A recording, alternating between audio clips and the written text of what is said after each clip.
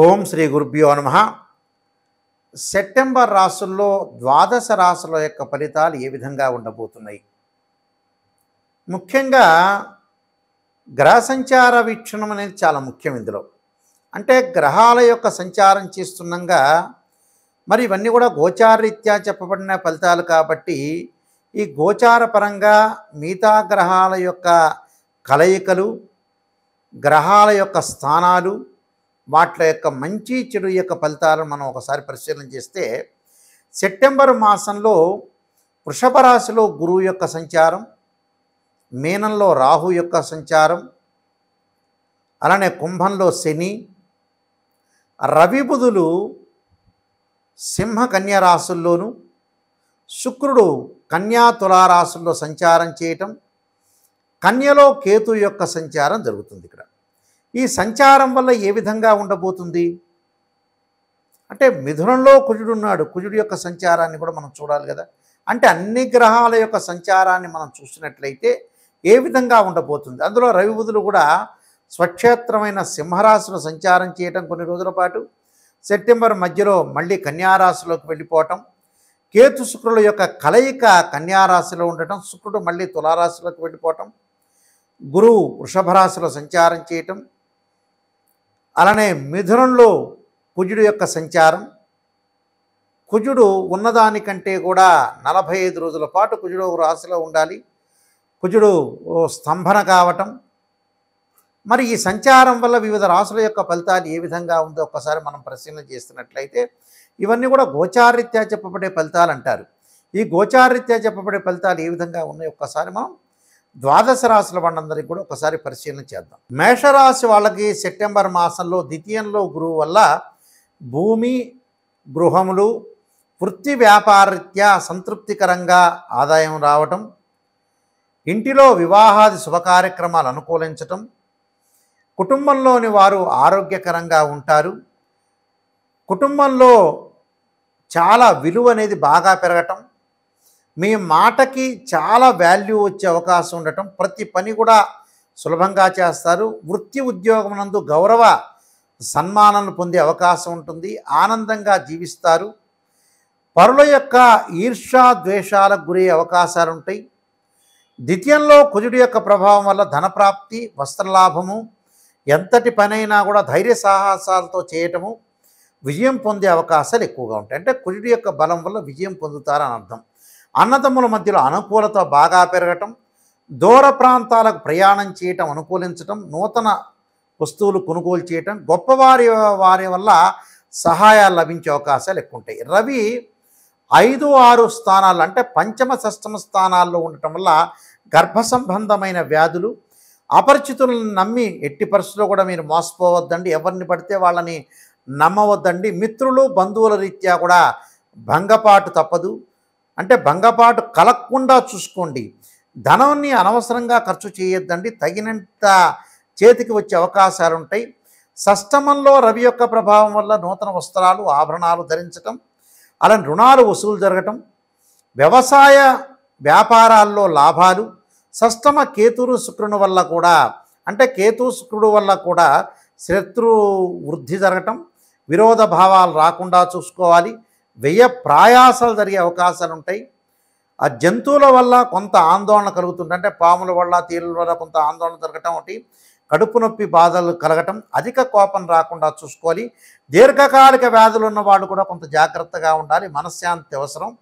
రహస్య అవయములకు సంబంధించిన వ్యాధులు కలగటం, అలానే పంచమ, షష్టమ స్థానాల్లో బుధుడి వల్ల కూడా పైత్య వ్యాధులు, తొందరపాటుతనం, ప్రతి పని మనోధైర్యంతో ప్రారంభం చేయాలి, విజయం పొందే అవకాశాలుంటే నూతన ప్రయత్నాలు, వ్యాపార ప్రయత్నాలు, విద్యా సంబంధమైన విజయాలు పొందడం, ఒకటి లాభంలో శని ఉండటం వల్ల వృత్తి ఉద్యోగాల్లో కొన్ని మార్పులు, వ్యయంలో రాహు ఉండటం వల్ల బ్యాంకులు ద్వారా రుణాల ఒత్తిడి, అధికారుల వల్ల కొంత మంచి జరిగే అవకాశాలు ఎక్కువ ఉంటాయి. అలానే ఇక్కడ ఏదైతే మనకు కొన్ని గ్రహాలు అనేవి బాగలేదో దానికి పరిహారం చేసుకొని ముందుకు వెళ్ళాలి. అలానే పైత్య వికారము, అలానే శరీరంలో వేడి, భార్య మూలకంగా చికాకులు కలిగే అవకాశాలు, అలా రాబడికి మించిన ఖర్చులు పెరగకుండా చూసుకోవాలి. ఎందుకంటే రాహు యొక్క ప్రభావం వల్ల ఆదాయం అనేది బాగా వస్తుంది, రాబడి కంటే కూడా కొంత ఖర్చులు చూసుకోవాలి. అలానే శని యొక్క ప్రభావం వల్ల రిట్రోగ్రేడ్ కావటం వల్ల కూడా మీరు ఎంతైతే ఖర్చు ఉంటుందో ఆ ఖర్చును కొంత అదుపు చేసుకొని ముందుకు వెళ్ళాలి. అలానే ధనపరంగా కలిసి వచ్చే అవకాశం ఎక్కువగా ఉంటుంది. వివాహం కానీ స్త్రీ పురుషులందరూ కూడా వివాహాలు జరిగే అవకాశాలు ఎక్కువ ఉంటాయి. అంటే దీర్ఘకాలిక వ్యాధుల విషయంలో నేను చెప్పిన రెమెడీస్ అనేవి మీరు పాటించండి. వివాహ శుభ కార్యక్రమాల్లో పాల్గొనే అవకాశాలు ఖచ్చితంగా ఉంటాయి. ముఖ్యంగా మీరు చేయాల్సిన పరిహారాలు ఏమిటి అని అంటే, కొన్ని పరిహారాలు నేను ప్రత్యేకంగా చెప్తాను. ఆ పరిహారాలు మీరు పాటించండి. ముఖ్యంగా ప్రధానంగా మనం తీసుకునేటట్టయితే ఆరోగ్యానికి మెరుగు కావాలన్నా మనం సూర్యుడి యొక్క ఆరాధన చేయాలి. సూర్యభగవానుడి యొక్క ఆరాధన ఏ విధంగా చేయాలి అని అంటే, మీరు గోధుమల దానం చేయటంతో పాటు ఆదివారం రోజున సూర్యుని ఆరాధన చేయండి. ఓం సూర్యాయ నమః అనే మంత్రాన్ని ప్రభాకరాయుధే దివాకరాయ ధీమహే తన్నో సూర్య ప్రచోదయాత్ అనే మంత్రాన్ని చదవండి. అంటే ఆరోగ్యం బాగుండటానికి. అలానే మనకి ధనం కలిసి రావటానికి ఓం యక్షాయ కుబేరాయ వైశ్రవణాయ ధనధాన్యాధిపతే ధనం ధాన్యం సమృద్ధిమే దేహిమే దాపై స్వాహ అనే మంత్రాన్ని గురువారం రోజున చదవండి. ఆస్తిపాస్తులు కలిసి రావటానికి కోర్టు సమస్యలకి అంగారకుడు యొక్క ప్రార్థన చేయండి. అంటే అంగారకాగ్నే శక్తి హస్తాయి ధీమే తన్నో భౌమ ప్రచోదయాత్ అనే మంత్రాన్ని చదవండి. వివాహం కావటానికి తప్పకుండా శుక్రుణ్ణి ఆరాధన చేయండి. అమ్మవారి యొక్క ఆరాధన చేయండి. కాత్యాయనాయజ్ఞే కన్యకుమార ధీమే తన్నో దుర్గి ప్రచోదయాత్ అనే మంత్రాన్ని చదవండి. అలానే వ్యాపారంలో బాగా కలిసి రావాలన్నా ఒడిదుడుకులు లేకుండా ఉండాలన్నా కూడా గణపతిని ప్రార్థన చేయండి. వక్రతుండ మహాకాయ కోటి సూర్య సమప్రభ నిర్విఘ్నం కురుమే దేవ సర్వకార్యేషు సర్వదా అనే మంత్రాన్ని బుధవారం రోజు చదవండి. దాంతోపాటు తత్పురుషాయుధే వక్రతుండాయ ధీమే తన్నోదంతి ప్రచోదయాత్ అనే మంత్రాన్ని చదివితే వ్యాపారం బాగుంటుంది. విద్యయందు అనుకూలంగా ఉండటానికి సరస్వతీదేవిని ప్రార్థన చేయండి. అలానే దక్షిణామూర్తి స్తోత్రాన్ని కూడా పారాయణం చేయటం వల్ల మనకి బాగుంటుంది. అలానే మనోభావాలు దెబ్బతినకుండా మనస్సు అంతా కూడా బాగుండాలంటే క్షీరపుత్రాయుధ్ని అమృతతత్వాయ ధీమే తన్నో చంద్ర ప్రచోదయాత్ అనే మంత్రాన్ని చదవండి. ముఖ్యంగా ఉద్యోగంలో ఒడిదొడుకులు ప్రమోషన్లు రావాలన్నా ఉద్యోగం కావాలన్నా కూడా తప్పకుండా గురువును ఆరాధన చేయండి. గురువును ఆరాధనతో పాటు ముఖ్యంగా మీరు నవగ్రహాల యొక్క ప్రదర్శన చేయండి. నవగ్రహాల ప్రదర్శనతో పాటు మీరు చేయాల్సిన ముఖ్యమైన పని ఏమిటంటే, ఏదైనా సరే గురువారం రోజున చక్కగా శనగలతో చేసిన వంటకాన్ని నైవేద్యం పెట్టండి.